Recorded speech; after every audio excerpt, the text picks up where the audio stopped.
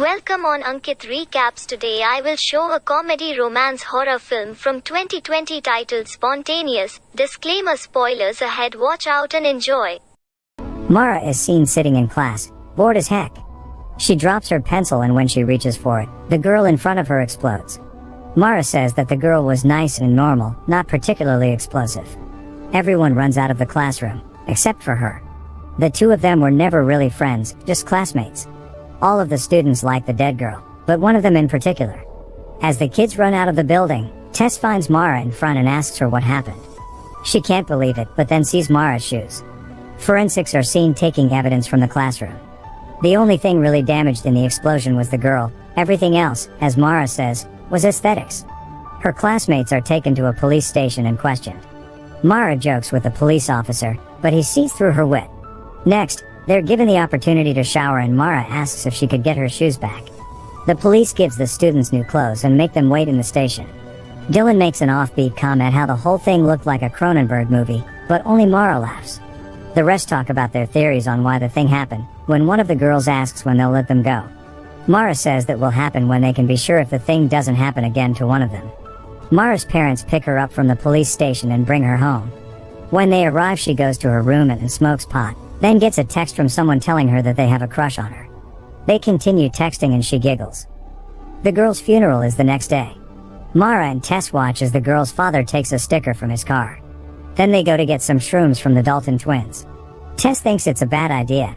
Later, they're getting coffee and Mara puts all of the mushrooms in her latte. The two of them were friends since they were very young and plan to remain friends until they're old and live in a beach house together. They talk about the girl that died, when Dylan approaches and asks to join them. He flirts with Mara and she realizes that he was the boy that texted her before. Dylan tells them that what happened made him think about life and that now he wants to live his to the fullest. Mara gets sick because of the mushrooms and throws up in the toilet, while Dylan holds her hair. She starts hallucinating and tells him about it. He thinks that that's awesome. Her hallucinations continue through the night and he stays with her. They talk about what happened, saying that they both missed seeing it. Dylan gets her home and asks her out on a date. Later, her and Tess are lying in her bed and talking. Mara says that she won't continue taking drugs. Tess asks if she's cried yet and tells her that she cries all the time. It's the day of the homecoming game and the two girls arrive at school wearing costumes. They see that the other students have built a shrine for the dead girl, when Dylan joins them. He recognizes Mara's costume as Carrie. Later the two of them talk in the library and she asks him how he got a crush on her. He tells her that it started on the first day he saw her and everything grew from there. The day the girl died and Mara said that it could happen to all of them too made him decide to ask her out and stop waiting for the right moment. At the game, she's taking photos of the jocks, waiting for their jerseys to line up and spell something dirty. He laughs at her jokes, then she tells him about the moment she realized she liked him. They have a nice moment together, when something happens during the game. Everyone runs out screaming, because one of the players has exploded. Dylan grabs Mara's hand and drags her out of there. They hug behind the sports arena. The city becomes an important news story. The media has dubbed what happened the Covington curse. Tess and Mara attend the latest memorial, where everyone fondly remembers the boy that died. The next day, her parents inform her that school has been canceled indefinitely. They tell her that they'll still keep applying to colleges, so she's set after everything blows over. Mara makes a joke that now they can't tell her that back in their day was worse than what she has now. That night, Dylan comes to pick her up in an old ice cream truck which he got that day. He bought it to make everyone laugh.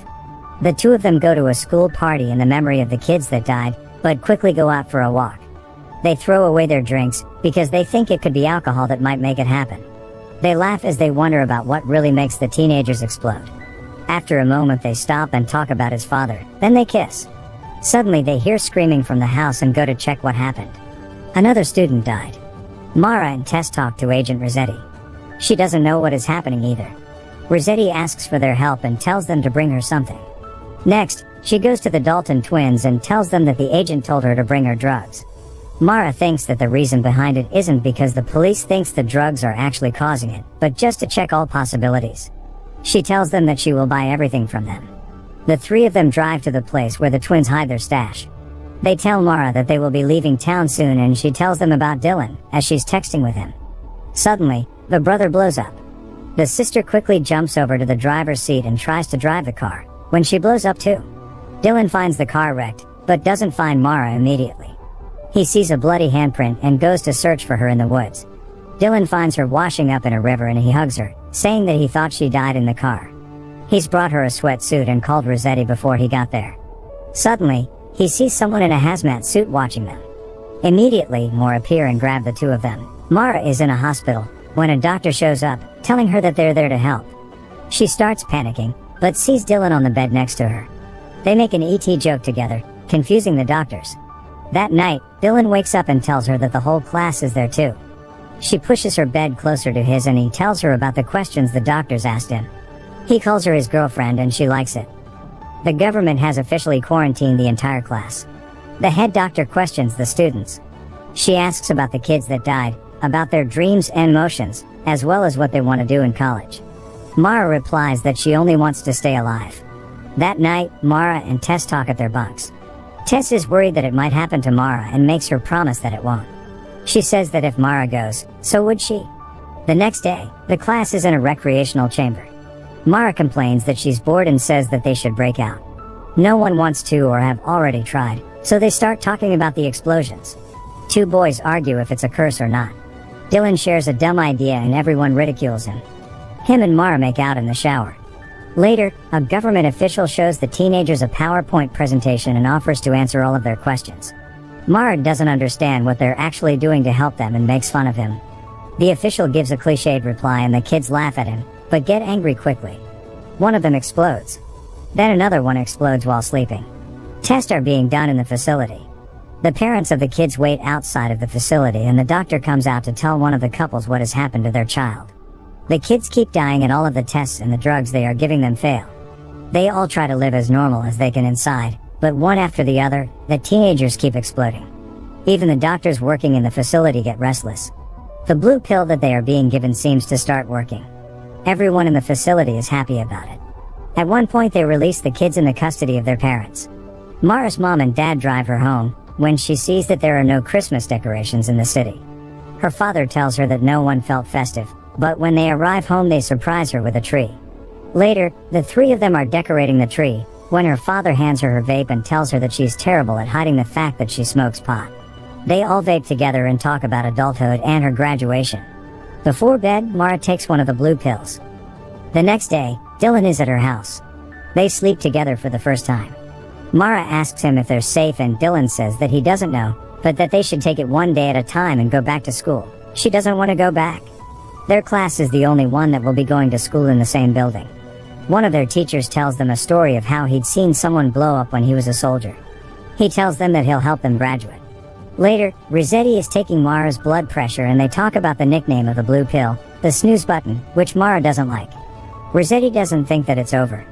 For Valentine's Day, Mara decorates Dylan's barn and the two of them have a party there just for them. He tells her that he loves her and she says the F word back to him. They laugh about it, then Dylan asks her to spend the summer with him if they don't die. Tess and Mara are in a diner, waiting for their food, but the waitress is too scared to bring their food over to them. They leave. The next day, the doctor is in their school explaining the snooze button pill to them. She says that while it isn't a cure, it's a treatment. The doctor gets a volunteer to make a point, but as soon as the kid starts following her instruction, he explodes.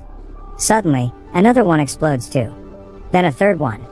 All of them run out, but kids just keep blowing up. Mara is with Dylan and can't get to Tess in the commotion. All of them are running and trying to get out, as kids keep exploding. Mara gets left behind and when a schoolmate tries to help her, he explodes too. She finds a door and gets out of the school. Dylan meets her outside and they embrace. Suddenly, Dylan explodes right in front of her. Mara walks home covered in blood. Rossetti finds her and takes her to a hospital. A fragment of his jaw hit her in the head. Her mom goes to the hospital and helps her wash off. That night, she sleeps between her parents. She gets really depressed and stops taking the pills, refusing to communicate. Dylan's funeral comes and goes. Tess tries to get her out of her room, but Mara just sits there watching videos of Dylan. At one point she leaves her room and makes cocktails for her dad. Mara calls the cocktail "All My Friends and Boyfriend Are Dead." She drinks the drink and her dad tells her that he's not equipped to deal with this. Mara tries to joke, but just keeps getting drunk. She leaves her house that night drunk and the next day shows up at Tess's house, still drunk. They argue about going to school. Tess doesn't know how to help her because Mara has lost all hope. She goes to school, leaving Mara behind.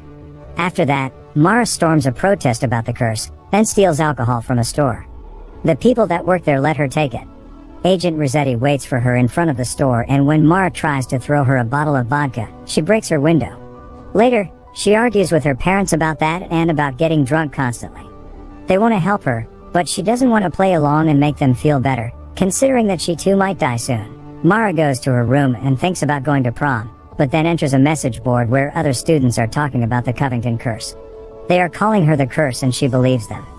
Mara goes to her school and visits the memorial for the first girl, then her classroom, and finally the place where Dylan died. It's the night of the prom and Mara is sitting on a swing. Tess joins her and they start talking about their future again. She tells Mara that she's leaving Covington that night. Before she leaves, Tess tells Mara that she'll always be her best friend. Mara eventually makes it to prom, drunk. The atmosphere inside is terrible. Everyone is doing their own thing and she laughs about it, then goes to spike the punch. Her teachers don't do anything about it. She takes it with her and drinks it alone. Later, she goes up to the stage and says that she's sorry for killing everyone, sorry for being the curse. Mara says that she hates herself for hurting everyone and then accepts her diploma. The girl after her says the same and Mara boos her. Suddenly, other girls say the same thing. Mara goes to the graveyard to visit Dylan's grave. She tells him that she loves him too and lies down on his tomb. His mom finds her there and asks to join her, then lies down beside her. Mara apologizes for not coming to the funeral and tells his mom about the first time she hung out with Dylan. His mom says that he told her that he held Mara's hair, and the girl asks her if she thought she was bad news. The mom says that she just thought that Mara was in a lot of pain and didn't know how to deal with it. Mara tells her that she feels like she's dying and that she's scared all the time. Dylan's mom says that life just feels like that sometimes and that none of the kids deserved what happened to them. Mara asks her if she's okay, and when she shakes her head, the girl holds her. She comes back home the next day with her parents waiting for her. Mara apologizes to them and they reconcile. Eventually, she takes off her bandage and remembers Dylan as she looks at the scar. After a few months, the explosions stop. Mara says goodbye to Rossetti. She continues taking the snooze button and goes on with her life. Mara is leaving for college in Dylan's truck. Her parents worry if it's safe, but still let her go. They say goodbye and she drives off.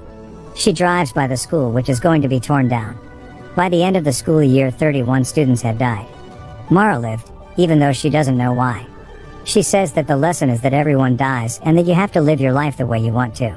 Mara can imagine her future, what she'll do and the boys she'll date or marry. She thinks she'll even be a mom, or maybe even the president one day. At the end of the day, bad stuff is going to happen. That's inevitable. She won't waste her life waiting for something that might never come for her. Mara imagines a future where her and Tess grow old together in the beach house they wanted. She won't be afraid anymore, because she could die any second and so could you. Make sure to subscribe and turn on notifications so you can watch more videos like this. Thanks for watching.